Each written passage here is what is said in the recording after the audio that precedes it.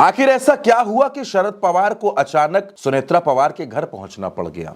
सुनेत्रा पवार अजीत पवार की पत्नी है और वे वही सुनेत्रा पवार हैं जो महाराष्ट्र की डिप्टी सीएम है और इनके शपथ ग्रहण में शरद पवार और सुप्रिया सुले नहीं पहुंचे थे। शपथ ग्रहण कार्यक्रम से शरद पवार ने दूरी बनाई थी, लेकिन फिर अचानक वो सुनेत्रा पवार के घर क्यों पहुंच गए?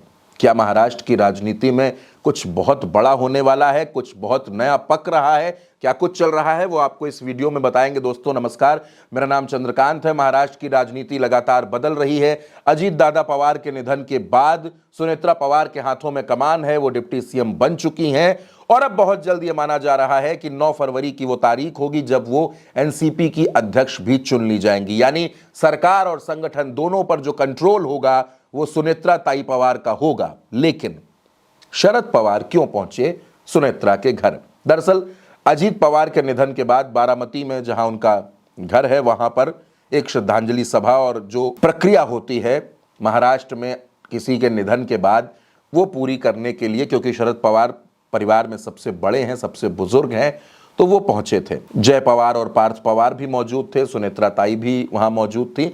शरद पवार ने अजीत पवार को श्रद्धांजलि दी, उसके बाद वहां एक परिक्रमा की परंपरा है उसको भी पूरा किया, श्रद्धांजलि दी और कुछ देर वहां पर बैठे रहे। कहा तो ये भी जा रहा है कि उन्होंने परिवार के लोगों से बातचीत की, सुनेत्रा पवार से बातचीत की।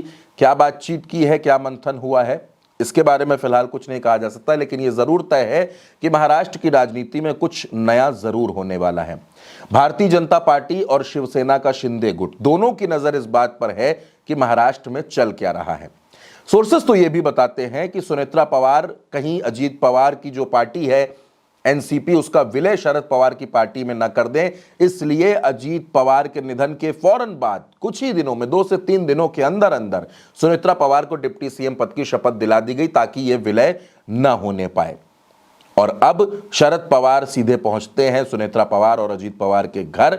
तो महाराष्ट्र की राजनीति में दोस्तों कुछ भी हो सकता है। जो आप ये कह सकते हैं कि बिहार और महाराष्ट्र ये दोनों वो राज्य हैं जहां की राजनीति बहुत अस्थिर रहती है, बहुत इधर उधर होती रहती है। कौन कब किसके साथ चला जाए पता नहीं चलता। लेकिन अब क्योंकि शरद पवार सीधे पहुंचे सुनेत्रा पवार के घर, वहां उन्होंने मुलाकात की, बातचीत हुई, तो जाहिर सी बात है कि राजनीतिक स्थितियों पर भी चर्चा हुई होगी पार्टी के विलय को लेकर। क्योंकि बार बार यह दावा किया जा सकता है, यह किया भी जाता है कि 17 जनवरी को अजीत पवार ने शरद पवार के साथ इसी बारामती में एक मीटिंग की थी जिसमें यह तय हुआ था कि दोनों पार्टियों का विलय होगा, शरद पवार के सामने ही विलय होगा। लेकिन उसके बाद असमय शरद पवार के भतीजे अजीत पवार का निधन हो गया और उस निधन की वजह से विलय की जो प्रक्रिया थी वो रुक गई।